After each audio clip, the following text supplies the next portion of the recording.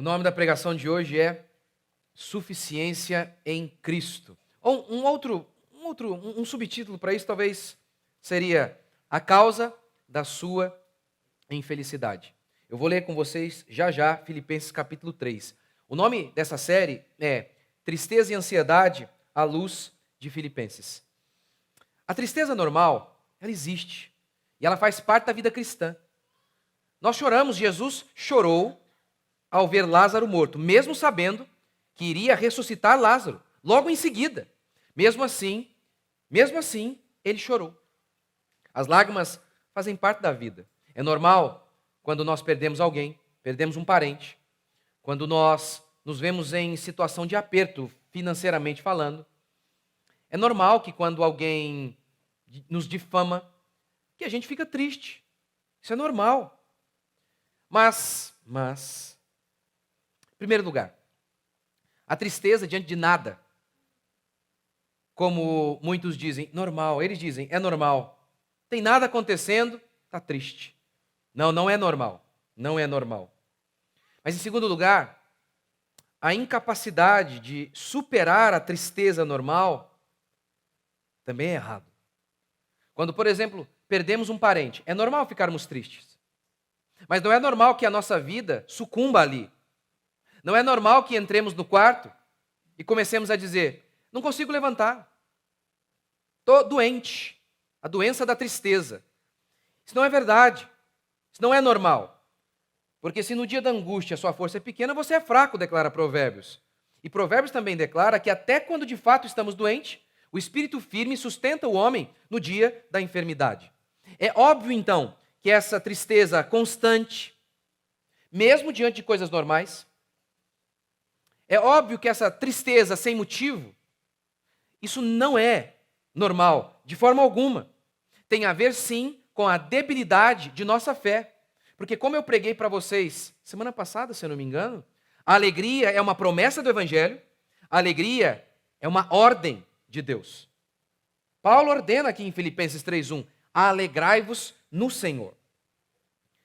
E hoje eu quero tentar mostrar que inúmeras vezes a nossa tristeza constante tem a ver com falta de suficiência em Cristo, de termos Cristo como suficiente para nós, de termos Cristo na prática como nosso Deus, aquilo que dá razão à nossa existência, aquilo que confere propósito às nossas vidas, aquilo que alegra as nossas almas.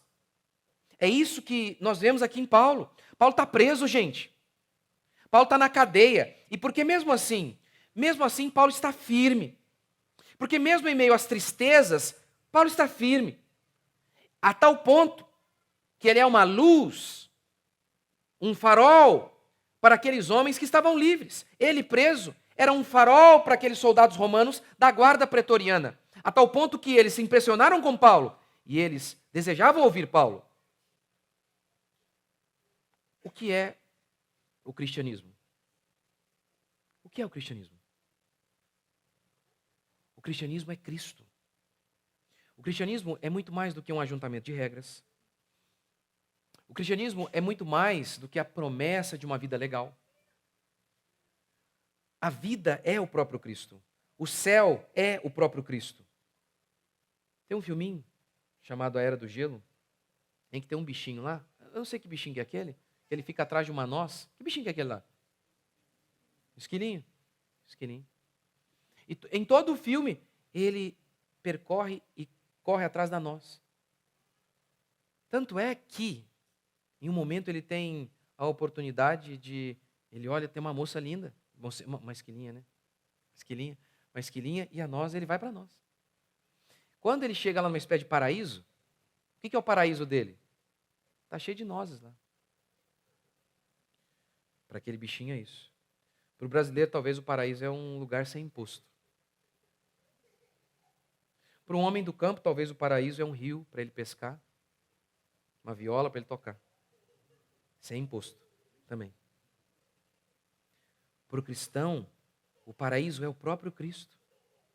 A razão da nossa vida é o próprio Cristo. Tudo que nos motiva a levantar é o próprio Cristo.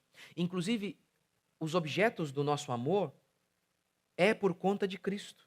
Amamos os filhos porque Deus mandou. Amamos o cônjuge porque Deus mandou. Ou seja, até o nosso amor em relação ao próximo é o segundo mandamento, não o primeiro. Não a causa da nossa existência. Não a causa. A causa é Cristo. E é isso que a gente vê aqui em Paulo. Vamos ler.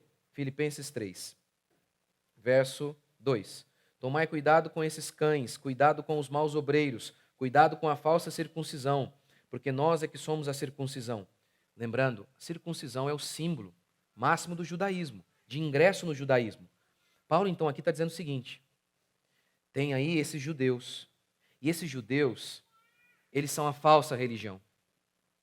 Qual é a falsa religião? Como Paulo vai explicar, a falsa religião é a religião da justificação pelas obras, que declara que você vai ser salvo com base na obediência da lei. Aí Paulo diz: mentira, ninguém jamais foi ou será salvo pela obediência da lei, porque ninguém jamais cumpriu toda a lei. E é disso que Paulo está falando aqui. E ele continua. Verso 3, porque nós é que somos a circuncisão, nós os que servimos a Deus em espírito, e nos orgulhamos em Cristo Jesus, e não confiamos na carne. Verso 4, se bem que eu poderia até mesmo confiar na carne. Se alguém pensa que pode confiar na carne, muito mais eu. 3 vezes ele fala, eu não confio na carne, eu já expliquei sobre isso, repito. Pelo contexto aqui é, não confiar nele mesmo. Carne, na maioria das vezes, não tem nada a ver aqui com, nesse contexto, não é o corpo, é o nosso eu, o velho Adão.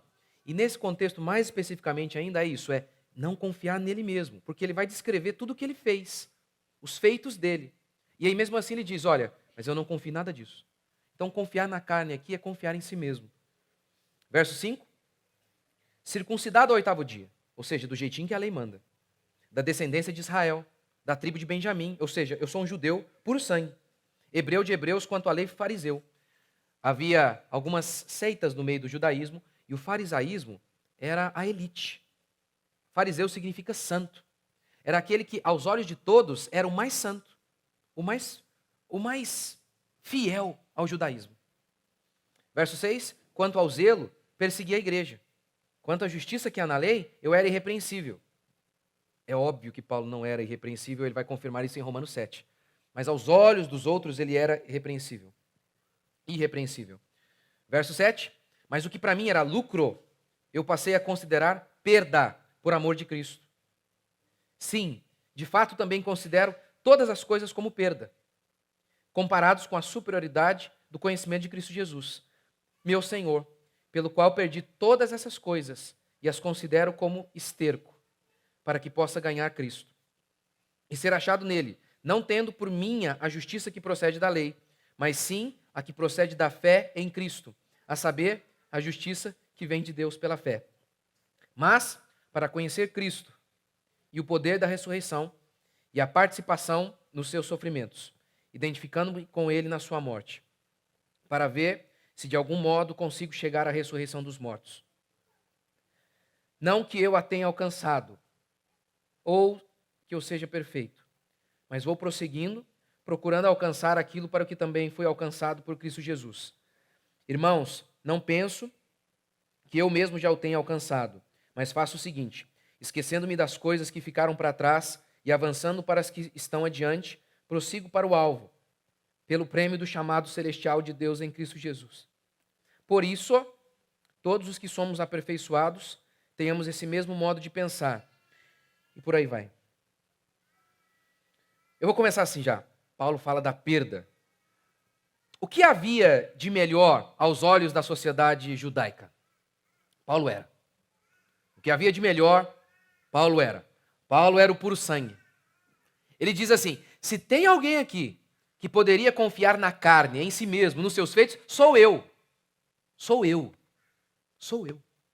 E aí ele começa a descrever ali, dar a sua biografia. Primeiro ele diz, eu sou judeu. Eu sou judeu. Lembra que eu preguei para vocês aqui recentemente? Os judeus não se davam com os samaritanos, declara João 4. Lembra disso? Por quê? Porque os judeus se consideravam melhores. Lá em Atos capítulo 22, Paulo está se defendendo. junto aos judeus. Os judeus querem matá-lo.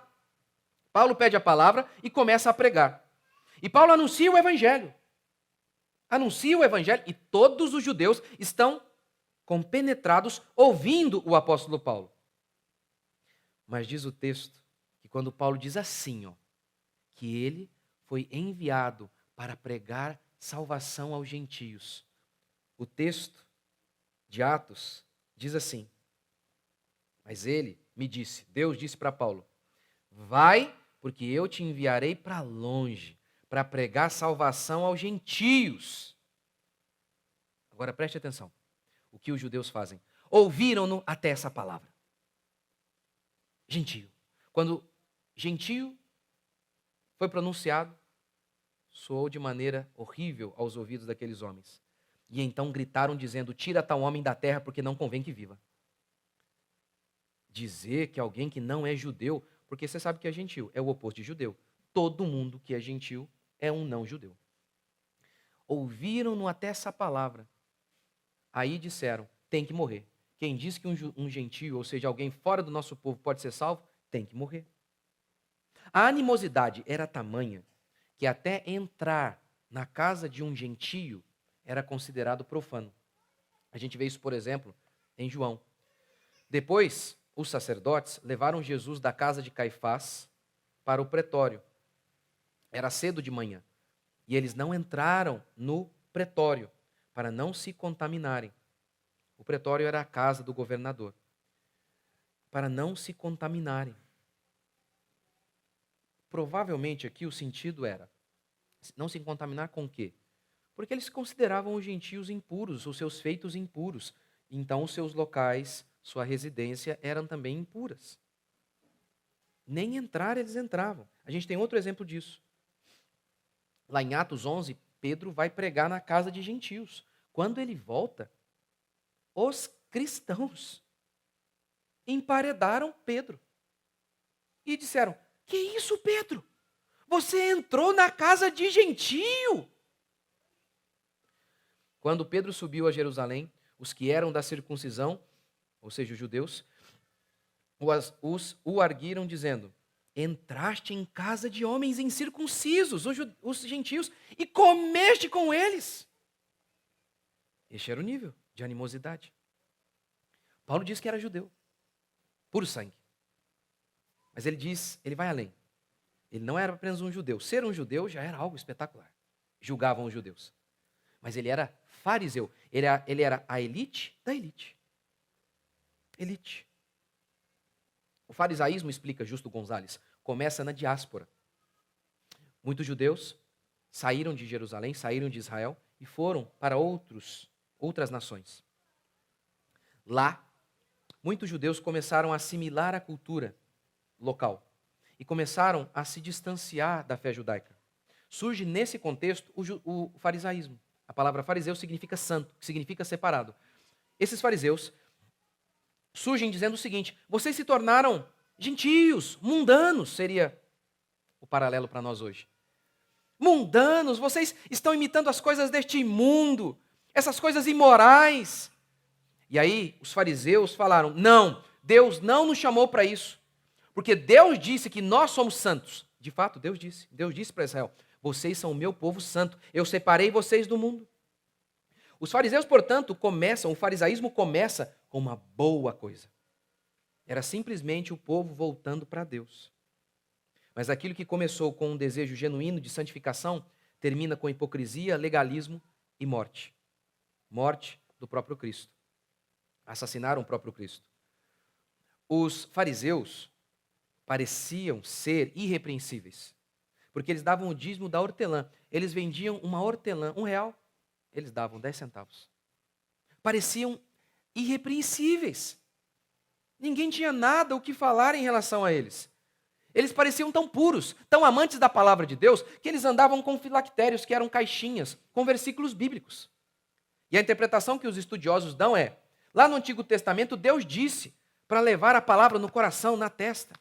E eles levaram isso até as últimas consequências. Tornaram isso algo literal. Eles oravam. Oravam. Na perspectiva católica, Porque o catolicismo tem o seguinte: tem o crente plebeu e tem os santos, a elite. Na perspectiva católica, esses aqui, os fariseus, seriam tipo uma Madre Teresa de Calcutá, aí, alguma coisa nesse sentido. A elite, os mais rigorosos e fiéis à crença religiosa. Em Mateus 23, o texto diz que eles amavam as saudações nas praças, os primeiros lugares, o que tudo indica, eles eram honrados pela sociedade. Eram honrados. Naquela sociedade, não era possível ser maior do que Paulo, do que aquilo que Paulo foi. Se alguém pode se vangloriar em si mesmo, sou eu, diz ele. Paulo gastou toda a vida dele para chegar ao topo daquela pirâmide judaica.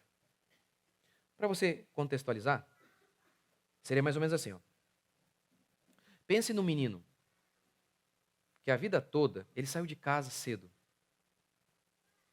Como muitos jogadores saem.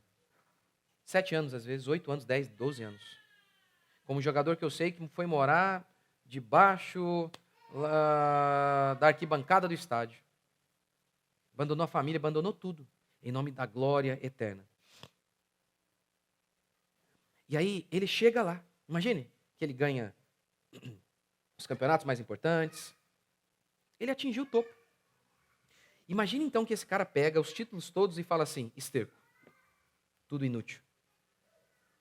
Ou pensei lá no empresário, num doutor. Ascendeu. Na sociedade não tem ninguém maior que ele, não. E aí ele pega tudo aquilo e diz: tudo isso é esterco. Tudo isso é esterco. É o que Paulo diz. Veja, Paulo não está considerando que o adultério é esterco. É óbvio que é. Mas não é isso. Ele não coloca isso. Olha, eu prostituí, eu me prostituí, eu roubei, e tudo isso eu considero esterco. Isso é mesmo. Mas não é isso, não. Tudo aquilo que aos olhos da sociedade colocava Paulo como participante da elite. Ele disse: tudo isso para mim é lixo. Nada, nada.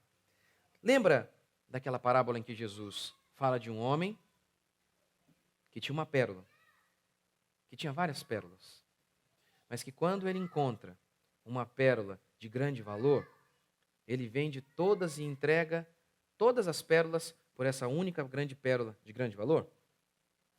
É sobre isso que Paulo está falando. É isso. Ele está dizendo que a fé cristã é Cristo, que o que há de mais precioso é Cristo. É tipo Abraão, que Deus fala para Abraão: Abraão, pega o seu filho, leve-o até o monte e sacrifique-o. Ele não é a razão da sua vida, não é ele que mantém você, devolva-o a mim. Porque eu dei a vida a ele e quero interrompê-la agora. Vá lá. Ou como Martin Lloyd Jones, que era, aos 23 anos, médico assistente do médico da rainha da Inglaterra. Uma carreira espetacular à frente. Ele abandona tudo para ser pastor. E quando perguntaram para ele sobre isso, ele disse: eu não abandonei nada. A fé cristã, Cristo, não é um meio para alguma coisa. Cristo é o início, o meio e o fim. Cristo não é uma coisa que você acrescenta para a sua vida ficar melhor. Cristo é a vida. Foi por isso que Moisés, ele disse assim: eu quero uma coisa, eu quero ver o Senhor. É isso que eu quero. É por isso que Maria, entre Maria e Marta, uma que trabalhava e a outra que ficava ouvindo Jesus, Jesus disse: minha filha, você ficou com a boa parte. Você ficou com a melhor parte. É por isso que Jesus disse assim: se quiser ser meu discípulo e não aborrece, a palavra aborrecer ali tem tudo a ver com odeia. Algumas traduções trazem assim: que não aborrece pai, mãe, filho, filha, seus bens e a própria vida, não pode me seguir. É óbvio que a gente sabe, Deus ordenou amar o próximo. Ninguém é mais próximo da gente do que os pais. Mas se preciso for, a gente abandona eles. Os deixa de lado e fica com Cristo. Porque Cristo não é uma coisa que a gente acrescenta na nossa vida. Cristo é a nossa vida. Seria mais ou menos assim, ó. Imagine que vocês fossem a Torre Eiffel. Torre Eiffel, coisa chata esses nomes. Um dos dois aí. Vamos mudar, para não errar. Se fosse talvez as cataratas lá de Foz do Iguaçu. Imagine.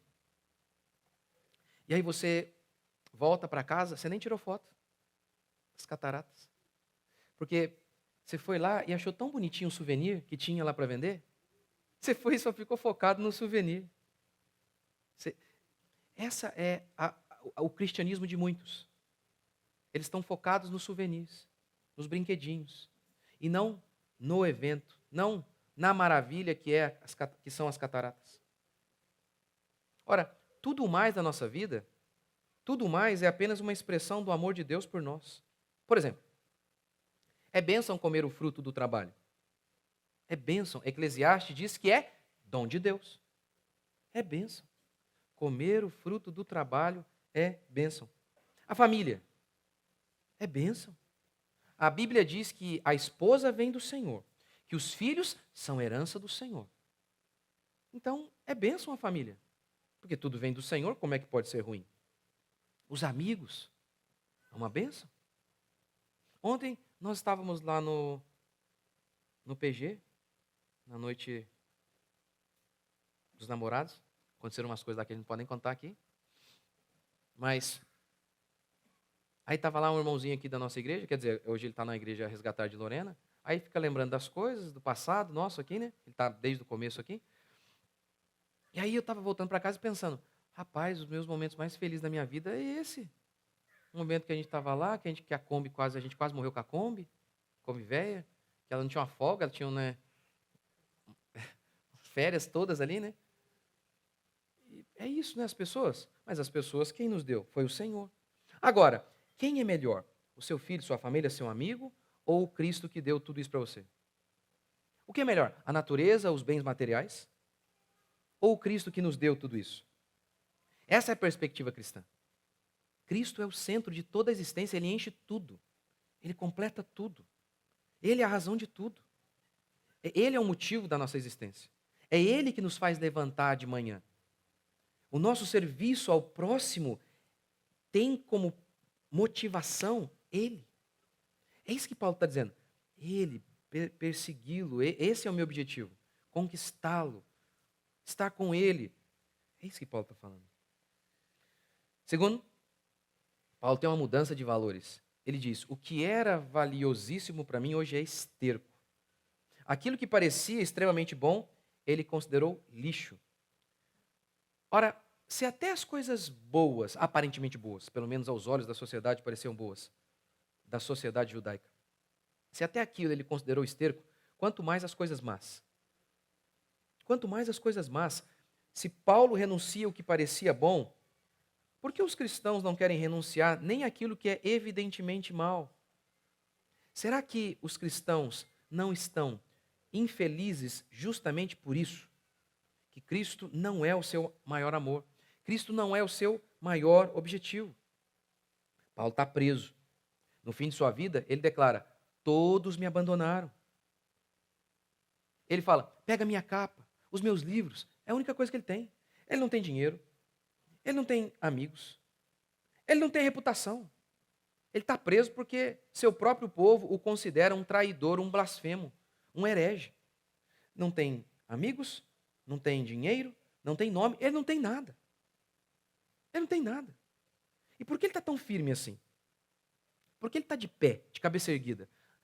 Dá para ver Paulo sentado lá naquela prisão romana. É possível. Lembra as últimas palavras? Completei a carreira. Eu lutei o bom combate. Eu guardei a fé. Um homem assim, eu não consigo imaginar um homem assim dizendo essas palavras. Cabisbaixo, fraco. Não consigo imaginar. Completei a carreira. Eu fiz o que eu tinha que fazer. Vão arrancar minha cabeça agora. Ela vai cair aqui e eu vou ressuscitar. Eu vou estar com meu Deus imediatamente. E um dia, esse corpo vai ser restabelecido. Eu imediatamente estarei com Deus. Ele considerou tudo perda antes mesmo de perder as coisas. Até mesmo antes de perder. Porque ele sabia que a boa parte, que é Cristo, como Cristo disse a Maria, nunca vai ser tirada.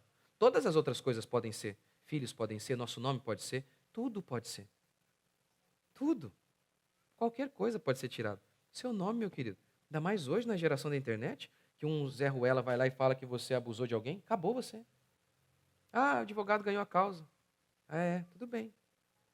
Tudo bem. Mas fica sempre aí, ó. Michael Jackson, ele abusou ou não abusou? Só no juízo final. Como é que... Fulano lá, não sei não, hein? Ganhou a causa porque ele era inocente ou porque o advogado dele que é muito bom? Paulo já tinha perdido tudo. Ele abriu mão de tudo. Mas ele sabia, Cristo nunca seria tirado. Quem deposita sua felicidade em qualquer coisa que não Cristo, andará infeliz e ansioso. Quem deposita sua felicidade em qualquer coisa que não seja Cristo, andará infeliz e ansioso. Porque todas as coisas, por melhor que sejam, não podem nos completar. Não podem. É por isso que Paulo diz: o meu objetivo é Ele. A minha caminhada é por Ele. Por que eu levanto e arrumo minha casa? Por Cristo. Por que eu prego? Porque Cristo mandou. Por isso não tem como ficar desanimado. E se eu prego um dia e ninguém me ouve? Se eu prego 2, ninguém me ouve. Se eu prego 3, ninguém me ouve. Se eu prego por 10 anos, ninguém me ouve. Não interessa. Ele está ouvindo? Ele está ouvindo. No casamento, por que fazemos o bem? E se o cônjuge não responde? Mas Cristo responde. Fazemos porque Ele mandou. É porque amamos a Ele. Ainda que o cônjuge não nos ame, mas nós amamos a Deus. É por isso que a gente faz. É por isso que fazemos todas as coisas. É por isso que levantamos de manhã. É nele que nós pensamos.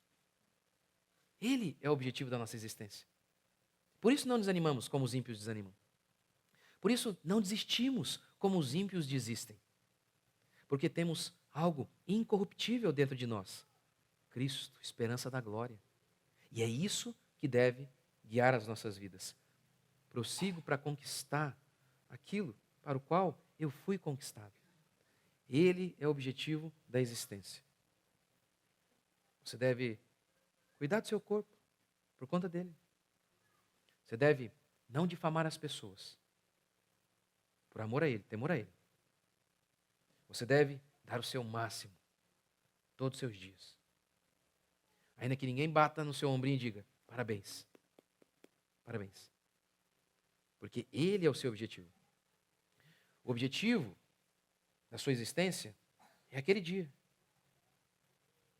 em que a Bíblia declara: as estrelas vão cair do firmamento, a lua não dará sua claridade, e ele aparecerá no horizonte. Bravo, forte e poderoso. Não em fraqueza, como ele veio na cruz. Forte, todo-poderoso. Aquele que tem o poder e a sua língua de destruir Satanás com um sopro da sua boca. Ele aparecerá no horizonte, montado em seu cavalo branco. E é por este dia que nós vivemos. É por isso que um cristão vive. Esse é o céu do cristão. O céu do cristão é Cristo.